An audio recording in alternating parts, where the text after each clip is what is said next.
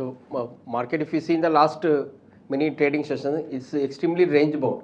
Nifty not moving anywhere. Yesterday we saw some corrections, but if you see overall in the last 2 weeks, market has been consolidating in a very tight range, especially after the Jan Street news came. The market was extremely in a tight range. Yesterday we saw some corrections, so market is mainly awaiting for the trade deal cues from US. So in India and US trade deals not yet finalized. There are reports that it may be finalized soon. The rates may be between 10 to 20%. It will be. That's what the report we are getting. So market is awaiting that news, as well as the Q1 results which will start coming in. TCS, the first result, big result came. It was disappointing because there was no growth for the company. Commentary also extremely cautious, and then they are saying that there is no major demand for the IT products and things may move like this in the near term. That's what they have said. So the big IT companies are going to see range bound trade in coming days. It's going to be basically a dividend yield companies because they generate huge cash and most of the cash they give as dividend. So basically it's going to be like a dividend yield companies, at least the top 4-5 IT companies, it's going to be like this. But in broader market, if you see, there are plenty of actions going on. Many sectors are showing good movement, individual stocks are showing good movement, and if you are a good stock picker means you can make decent money in this market in spite of the range bound in the large cap index. If you see the agrochemical companies, they are going up. Similarly, select pharma companies are going up. Some news based companies, yesterday we got that news of this Glenmark signing a landmark deal with an AbbVie, a pharmaceutical giant. Say very big news, because if you see the Glenmark company, actually they had 2-3 businesses. One business is the domestic business which is making good money. Then you have a US business. The other arm which is in Switzerland, which is the research arm. So for last many years what they were doing is that whatever profit they were getting in Indian business and US business, they were putting that money in the research unit and the entire amount is getting burned. So that's why the Glenmark stock was a big underperformer for last many years. But in the last 2 years the condition has changed. So suddenly the one positive news came for Glenmark that one of the research molecule they are going to outsource to AbbVie Pharmaceutical, which is a very big pharmaceutical company in the world, and they are going to get 700 million as an upfront money, as well as the additional payment of 1.3 billion they will get in coming years, and as well as on every sale of drug they will get a royalty. So it's a very big deal. The first time an Indian pharmaceutical research molecule is getting signed for such a very big amount. So these type of news coming in and stocks are going up. Yesterday Glenmark went up by 13-14%, it went up. Even before that, for the last two months the stock has been continuously going up. So these type of news comes and the stocks going on, and as I said, this agrochemical stocks are looking good, and defense stocks which are doing very well, some correction is happening. So some activity is there in the broader market. Only at the index level we are not seeing much movement. And globally, if you see, most of the markets are at all-time high. US market at all-time high, both Dow and Nasdaq. Similarly, the DAX Germany is at all-time high. FTSE is at all-time high. Most of the global markets, especially this European and American markets, they are trading at all-time high, and the markets are very stable globally also, in spite of all this tariff news. And the only issue which we are facing now is this Trump uncertainty.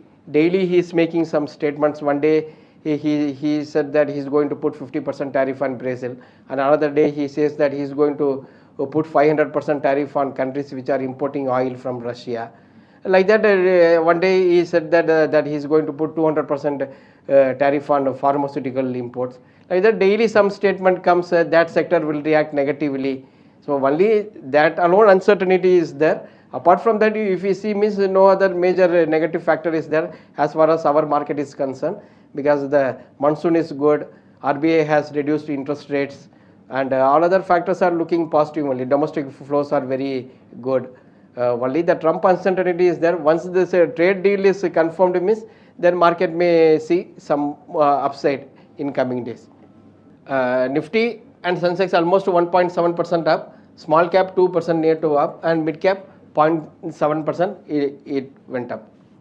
And the liquidity front, if you see, domestic mutual fund are getting very good money in spite of all the market volatility. We are getting good money, and SIP flows are at all-time high. Foreign institutions, they have stopped selling, but big inflow is not coming from them. Daily marginal buy figure is there. Yesterday we saw a big sell of around 5,000 crores. Maybe some option traders who are having their warehouse position in cash market, they would have start selling. That's what I feel it, because a big option SEBI took a big decision on one of the largest option trader, Jan State. So that means that if they could not able to trade in our market, means what they will do, they would have had some warehouse holdings of big index stocks. Mostly they will sell that and they may keep their cash. So I feel that yesterday's selling may be because of that only. That's what I feel. The other reason why yesterday market fell was that it was expected that Reliance Jio will come out for IPO in current year. But company said that in current year the Jio Telecom unlikely to come out with IPO. So immediately the Reliance stock corrected. And because of Jio coming out with IPO, Bharati Airtel stock also extremely strong. It was making new high every day. And once the news came that Jio is not going to come with IPO, that news came, immediately Bharati Airtel also started correcting. So these two stocks pulled down the index. And this is the Trump revised tariff. Trump started announcing it on April 9th, the Liberation Day, which is called by Trump. He slapped a reciprocal tariff on all countries at various rates. The minimum is 10%. The high was more than 50%. He announced it for China, and at one point of time he told 245%. And after market reacting very negatively, he gave 90 days pass and said that countries to negotiate with them. And that 90 days pass ended on July 9th. But till now, no major country has signed a deal. Trump says that they have finalized deal with China, but what is the rate? Nothing has come out. They have done deal with the UK, which is not a major exporting country to US. India is still doing it, but as the 90-day pass is over, now Trump has said that he is going to slap tariff from August 1st onwards. And he has sent letter to some countries at various rates.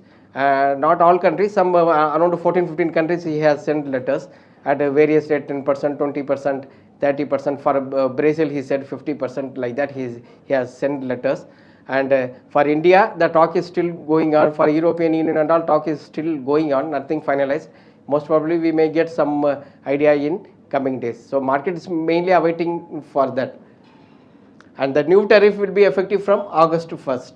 So the India-US trade talks is almost completed.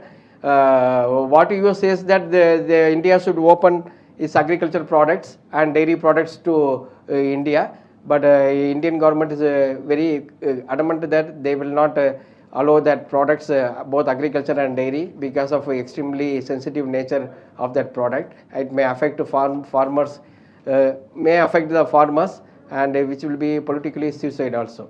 So because of that, the decision is still pending, and India has been told to US. Now it's Trump, he has to take the call, and most probably in next 1 or 2 weeks we will come to know. And this is the revised tariff table. So the blue color is extremely light. So this is the old one, this is the new one, which is the dark blue is the new one. So when compared to previous rates, some countries the rates has been come down, but for some countries like Brazil and all, from 10 it has jumped to 50, whereas Sri Lanka from 44 to 30. And if you see in that, only 2-3 major countries are there. All others are extremely small countries. If you see the major countries, it is Japan from 24, it has increased to 25, and Korea it is almost to 25. Indonesia it is almost 32. But all other countries are very small countries. It doesn't matter for the global trade. So for major countries he has kept aside, not sent letters. Only for Japan and South Korea, which is the one of the major trading partners, he has sent letter to them. But for countries like European Union, for India, they are still waiting for it, for negotiation to complete. But the tariff will start coming from August 1st. Previously it was July 9th. Now it is going to come to effect from August 1st. So we don't know on August 1st what he is going to say. But we feel, I personally feel that for India it may be between 10 to 20% it will be, and we have to see what is the rate it is going to be finalized.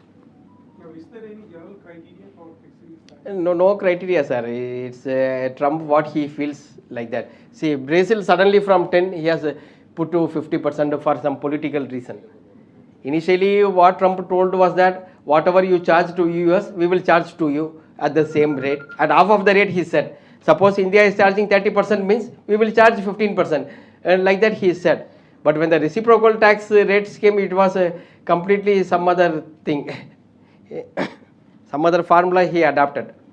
And the Trump uncertainties, as I told previously, one day he said that 50% tariff is going to put on copper. Another day he said that he said pharma import he is going to charge up to 200%. But he said that he will give 1 to 2 years time so that pharma companies can keep plant in US, he said.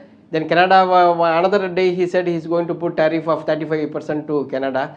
And then another day he said that 500% tariff on countries importing oil from Russia. He will support the bill which will put 500% tariff on countries importing oil from China. Like that daily some news are coming. It's extremely difficult. Now market is not taking it very seriously whatever he says. Say this copper tariff 50%, he said immediately on that day copper price went up by 15% in a commodity market. So one of the reason why we recommended this precision wire is because of this copper prices going up. Because you see this precision wire, they keep a fixed margin of 4 to 5% for their sales. So when copper prices goes up, what will happen? Naturally their revenue will go up. Previously, suppose if copper price is 1,000 rupees means copper price goes up by 20% means their revenue will go up by 1,200, it will go up. So for 1,200 they will make 4% margin. Previously for 1,000 rupees they would have make 4% margin. So extra margin they will get when prices goes up on higher sales. As well as that company is doing capex for the next 2 years, their capacity expansion they are doing. So that revenue also will come up.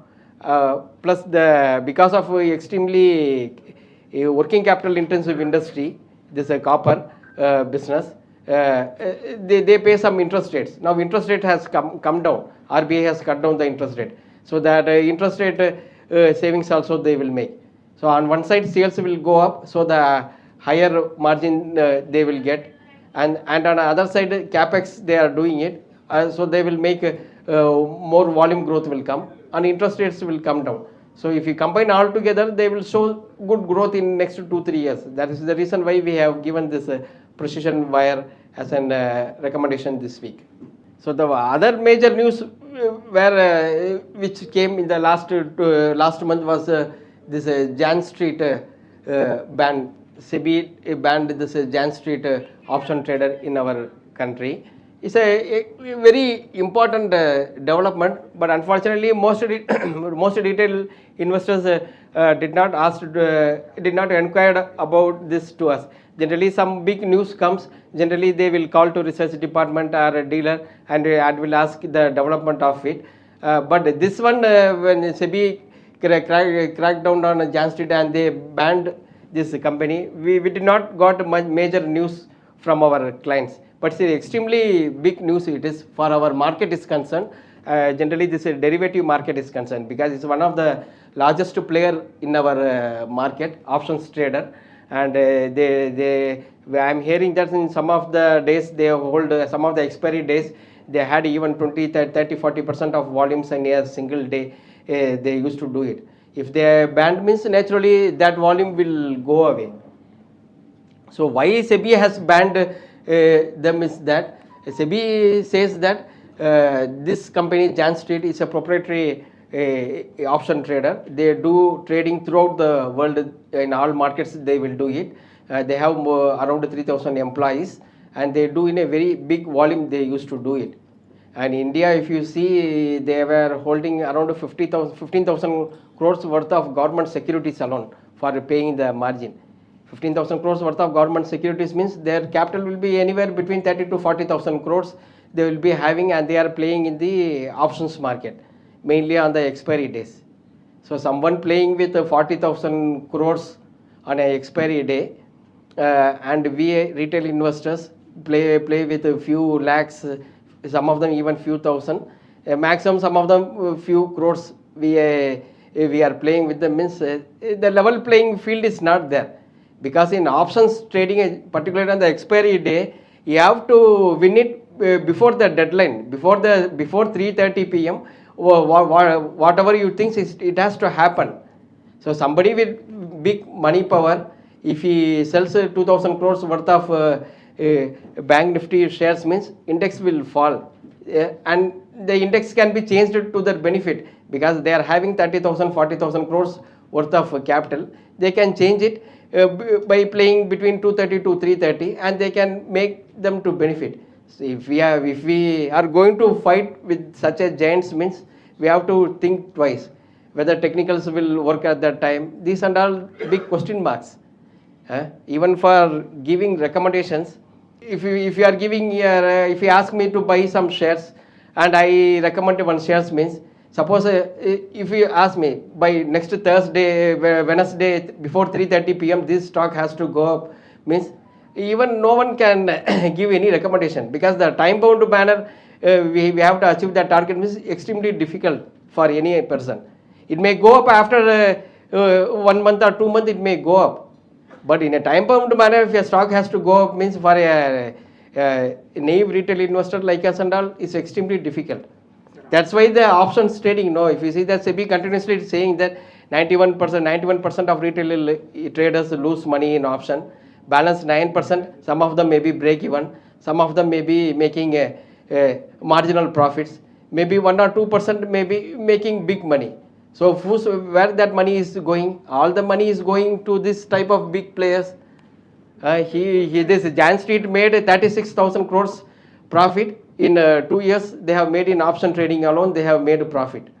You can put a limit, like 10,000 or something. Maybe they may bring it. They may bring in coming days. So what SEBI, why SEBI has banned this Jan Street? What they are saying is that they are doing index manipulation.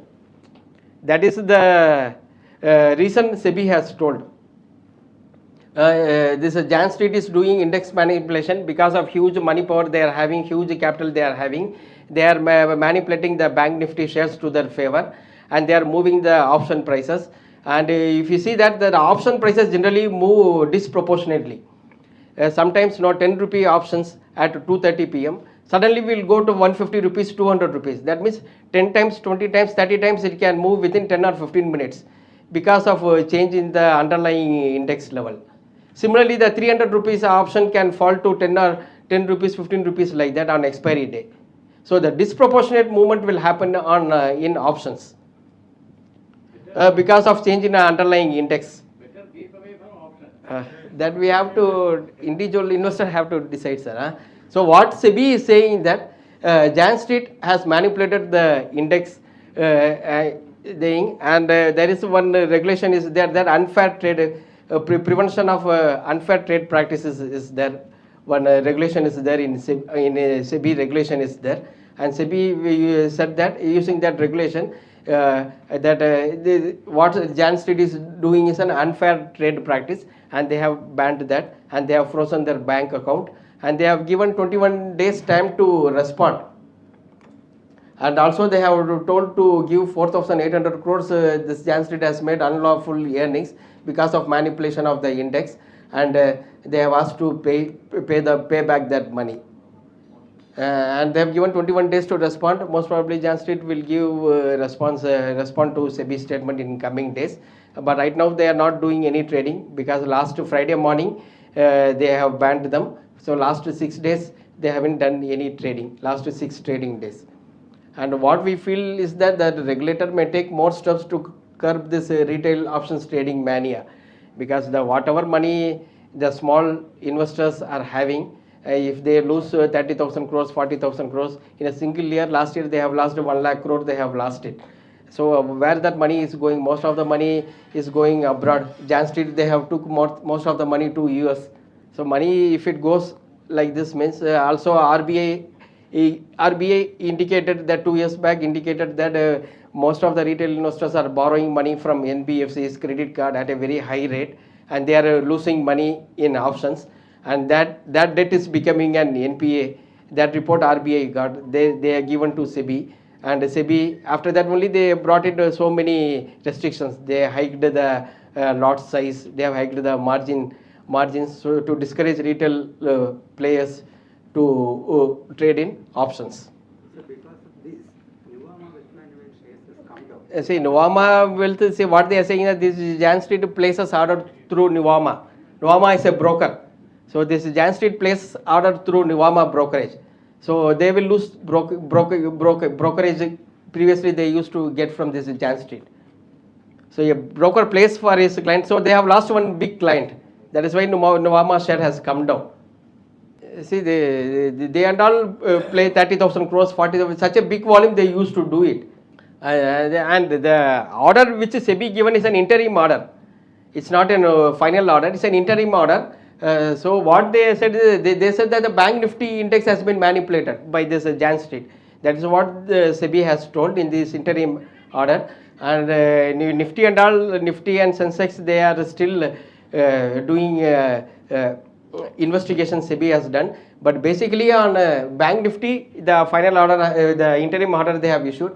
And this is the composition of the Bank Nifty. If you see that HDFC Bank has 28% weightage and ICICI Bank has 25% weightage, and SBI, Axis and around 8. So these 5 stocks has almost 80% weightage in Bank Nifty, and the top 2 stocks, if you see that, it has 52-53% weightage in a index. So suppose if you want to manipulate this Bank Nifty index, which has an weekly options, means just if you buy some 1,000 crores or 2,000 crores worth of these 2 banks, means index will go up. Similarly, if you sell that one, means index will come down. So you can easily manipulate an index. So the index has been designed in such a way that it has a huge weightage of 2 stocks, which can be manipulated very easily, and it has been given a weekly option expiry. That means an option expiry day, you can easily manipulate the index using these 2 stocks, HDFC Bank and ICICI Bank. So one of the examples SEBI has given in this order is that in the morning when HDFC Bank result came, I think it was not good, and the stock fell very sharply, and this Jan Street, they bought huge quantity of this HDFC Bank in the morning, and after 2:30 they started selling the equivalent quantity. In the evening, after 2:30 they sold, and the morning when they were buying this HDFC Bank shares, they parallelly bought some put also, because on closing day they are going to sell that HDFC Bank to bring down the index. They bought the put at very low rate, and call they sold it, and the evening they have reversed it. Also this Jan Street, they had 4 companies. In one company they were doing options trading, and another company they were doing cash market trading. That is options trading, that was registered as an FII in Singapore, whereas the intraday company, it was registered in India, because foreign investors were not allowed to do intraday trading in our market. So that is why they registered a company in India to do intraday trading on an expiry day.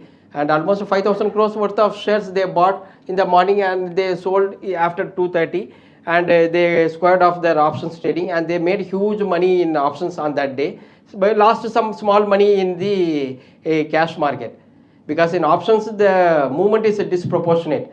5 times, 10 times the options prices will go up. In cash market it will go up, you will lose 2%, 3%, 4%, like that you will lose. So that's how they made big money of almost 36,000 crore net they have made it. 43,000 crores they made in the options market, and lost some 5,000, 6,000 crores in cash market, and net they have made some 36,500 crores in options market in the last 2 years.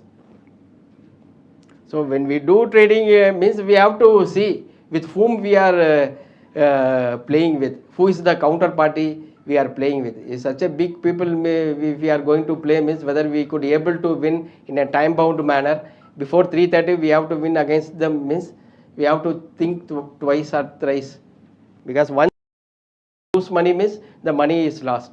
At least in cash market, if you buy a share at 100 rupees, if it falls to 90 rupees means at least we have a hope that in future after 1 or 2 months it may come up. When market revives, it can go up, we can recover our losses. Whereas in options, the once the contract is expired means whatever we lost is money lost. On positive side, if you see, the monsoon has been very good. Monsoon arrived 1 week ahead of normal schedule, and till date it is 15%. Yesterday it fell to 12%, but still it is about 10%. The monsoon is good, but overall it is expected to be a good monsoon. If you see in the all India basis, northwest and central India has a huge surplus. South it is -3, but from 15th onwards it is expected that in south the rainfall will again come back, especially in Kerala and all. From 15 to 22 we may get a good rainfall. That is what the forecast is, but overall it's a good monsoon, 15%. That is why, see, one company we have recommended this time, GNFC. So one of the reason why we have recommended is that they have the fertilizer unit also. Gujarat Narmada Valley Fertilizer is a Gujarat based PSU, and they have fertilizer unit, and government have hiked the subsidy for this fertilizers for current season when compared to last year. And when monsoon is good means basically they may get good benefit. Also, if you see that the China has stopped exporting their fertilizer to India, so we domestic companies may run the plant at an additional capacity. So that is the reason why we have recommended this GNFC. And another reason also this one. If you see in the last 3-4 months, China one by one has been putting some restrictions on India. They don't want India to grow much, as well as they don't want India to seize the opportunity where China is losing. So the first one they did was this rare earth magnets elements. They did for almost all countries. They restricted it, but still some countries are able to import that, whereas Indian companies, they still now they could not able to import this rare earth magnets. That's why government has announced a separate incentive scheme for companies manufacturing this rare earth magnets in our country. So the first thing China did was the exports. They have stopped it. The next restriction they brought was the fertilizer exports, specialty fertilizer exports. They stopped exporting to India in current season. So the next restriction they brought it so that our agriculture sector may get affected. This time the monsoon is very good. It came before the deadline, and overall the cultivation is expected to be good this time. The Kharif sowing is till now it is up by 10% when compared to last year. So they have put the restriction on fertilizer exports to India. They have stopped it, almost stopped fertilizer exports to India. This is the second restriction they brought it. The third one is that that the Apple, they want to put India as an manufacturing base for Apple phones, and Apple was expanding very well in India. They produce it through this company called Foxconn, and suddenly around 300 Chinese staff who are extremely technical knowledge, the staffs who had a huge technical knowledge in phone assembling, suddenly 300 employees has been called back to China. So one by one restriction China is silently putting on India. They don't want us to seize the opportunity where China is losing, and more restriction I feel it may come in coming days. And one sector which will be in focus in coming months and coming years is the chemical. If you see that globally China dominates the global chemical industry, and even in India, they depends upon China for some of the basic chemicals in agro industry, as well as in many pharmaceutical industry. The starting material we import it from China. So we also depends many things from China, especially on chemical and this pharmaceutical starting material. And recently the Niti Aayog, they have suggested a policy step to increase India's share in global chemical consumption. So most probably government is likely to announce more shops for those who manufacture chemicals in India, so that our dependence on China to get reduced, as well as we can manufacture it for global exports. So that is also one reason why this GNFC we have recommended this time. One is for good monsoon, other is that they have they also manufacture a lot of chemical products, basic chemical products. One chemical products TDI, they are the market leaders. Similarly, nitric acid, like that many chemicals they manufacture it, and because of the government policy of supporting domestic chemical industry, that company may benefit. Also, that company has huge cash, they don't have any debt, huge cash they are having, and valuation also reasonable. So that is one of the reason why we have recommended this company GNFC. Promoter capitalizing valuation. See, whenever the secondary market started doing well, so one segment of people immediately become alert. That is promoters. So they will immediately wake up and they will start selling the shares. So that generally happen in every bull market. So on one side it is a healthy one because the promoters will sell, as well as the IPO market will become very active.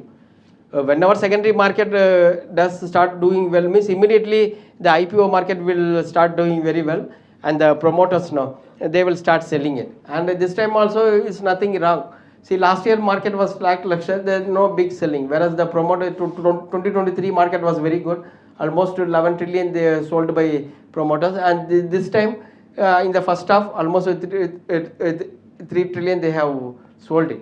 And I expect that primary market will be more active in coming months, and big IPOs will come. Auto sales, it is almost muted. See, the problem with that, the domestic economy is still not seeing major recovery. What we hope is that from the second half of a current financial year, the economy will revive, mainly because the government has given this IT concession, almost 1 lakh crore boost to that it will come. The monsoon is good, so rural economy will start doing very well from the second half. If this trade deal is confirmed, means most probably our market will start doing well, because markets generally start discounting 3 to 6 months ahead of that event, and second half definitely earnings will be very good, and this auto segment also will start doing well. Right now only the select companies are doing well. There's a two-wheeler segment, if you see, the Eicher Motor has done well, TVS Motor, Hero Motor has done well, these three has done well, whereas in passenger vehicle it's not great. Maruti Suzuki -6, Tata Motors -15, Hyundai is not included, that also a degrowth was there. Only M&M in four-wheelers is doing well, 14% growth. Commercial vehicle, no big changes there, -1, -5, -3. So most probably from second half onwards, it will start doing well. So the another fear government having is that this IT rebate government has given, 1 lakh crore they have given. So government also saying that this money, many retail investors will start playing in options, they will further lose the benefit whatever government is giving.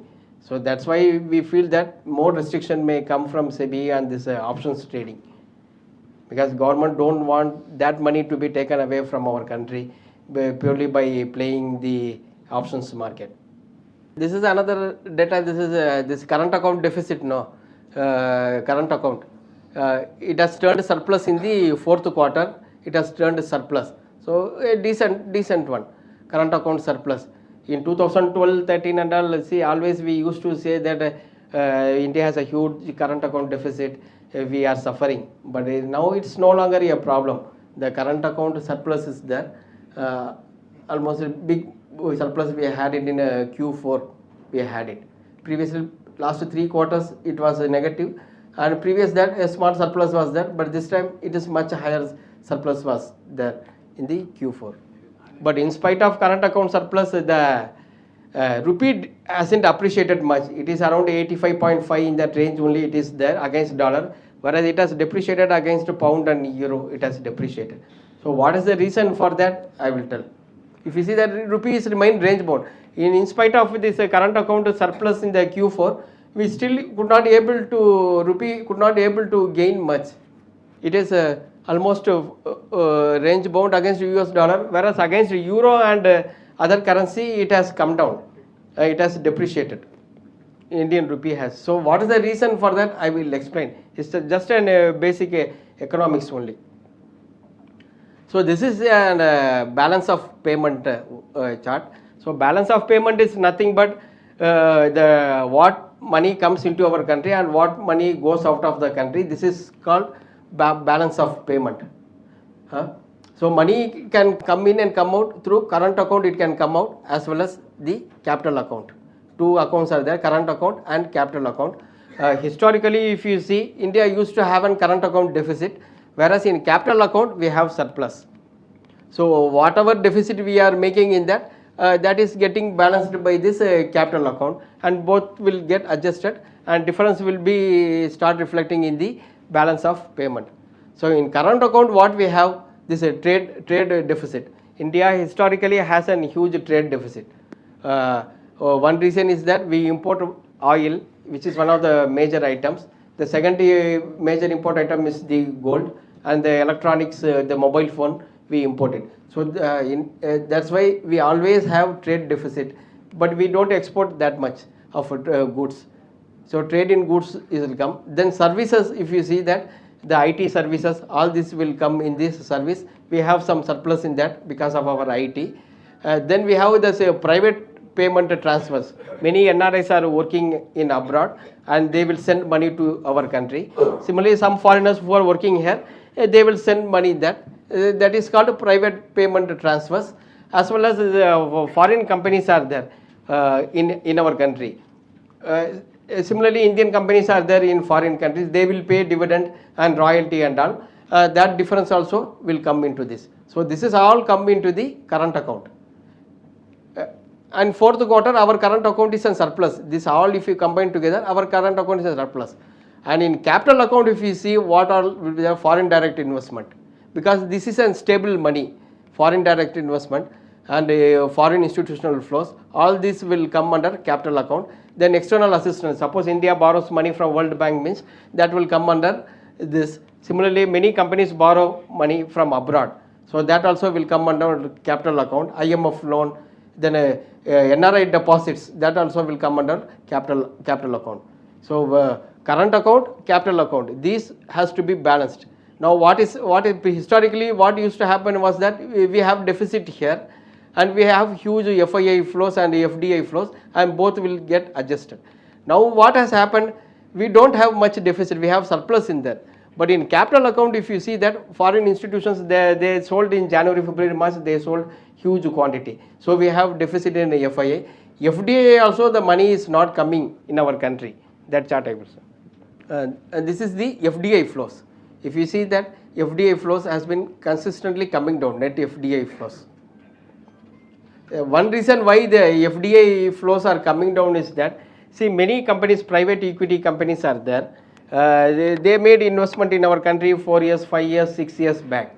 Now when market is good, what they are doing, they are selling and taking back their money, which means that FDI which came into our country, that is now going back. So the PE players, whoever is selling, that means it comes under FDI and they are taking back that money. So that is the reason why that this FDI flows is consistently coming down.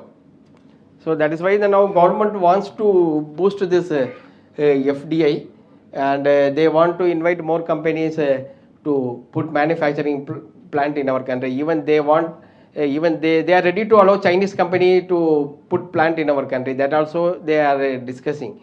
Because India, you see, FDI flow of 44 billion in FY21 and FY25 just 2 billion, almost zero. How much percentage it has fell? 98% it has come down. More than 95% FDI flow has crashed in the last 4 years. That's why government is seriously thinking to boost. Suppose if FDI flow is very good, means definitely our rupee would have appreciated now. Because of capital account is not seeing much surplus, the rupee is still lagging. Previous chart. So this is the current account segment. So there are some segments which are in surplus, some segments which are in negative. If you see, this is the mercantile trade balance, which is always negative, and this is the income, which is nothing but the dividend we pay foreign companies they take back. For example, Maruti give dividend to Suzuki, that will come under this. Then many software IT companies are there, Google, Microsoft, and all. We are paying huge money to them because YouTube and all run by this for foreign companies only. They get huge income and they will give dividend to their parent company and net. But we don't have big multinational companies globally. So net what we receive is much lower than what we send. So that is why it is here. Income is negative. Whereas the surplus is services. IT services is their global capability center, many global capabilities, GCC they are keeping it. That and all will come here. And then transfers, NRI who are transferring money to our country is much higher than what some foreigners may be working in our country. But it is much less than what we receive. So this is the positive side, this is the negative side. Foreign institutional flows now almost stagnant. They sold huge quantity between October to February. From March third week onwards, the fourth week onwards, they have stopped selling it, and now a small selling is there, but no major activity is happening on foreign institutional side now. Yesterday they sold some 5,000 crores, but before that just 50 crore, 100 crore net buy or sell figure came. So the foreign institutional activity has come down now. At least selling has stopped. Mutual fund flows is healthy, 23,587 crore mutual fund flows is there. Whereas this SIP flow, it has been consistently going up, 27,260 crore is there. And that's why one of the reason why we recommended this Nippon Asset Management, NAM India, is that because of this only. So now in the capital market segment, if you see that when options trading, if it starts shrinking, means one of the major losers will be the angel broking and BSE. These are two major capital market oriented companies in our in our exchanges. So somebody who wants to play in capital market oriented company means they will turn towards these asset management companies because they will get a stable income. And Nippon Asset, basically after this Japan company Nippon took over it, it's a very conservative management, this Nippon life insurance. So when I inquired about that company, means they are extremely conservative, even for doing marketing and all. No, they don't do huge marketing work, and they will run very conservatively. So that mutual fund is receiving very good SIP flows. So that is the reason why we have recommended this NAM India. So near term view, what I specifically feel is that the sector and stock specific action will continue, whereas the index movement, it all depends upon the news flow. In spite of any negative news flow or something, I feel that the stock specific opportunity will be there in the next 3-4 months, and domestic liquidity, huge liquidity is there, and so the company which is performing well, they will receive disproportionate inflows, and they will go up very sharply, and it is going to be a stock pickers market, at least in the near term. And after 3 months we will come to know how the trade deal is going to happen and how it's going to affect the nifty companies, that we will come to know. But in the interim period, it's going to be a stock pickers market, and stock pickers will make good money. Thank you.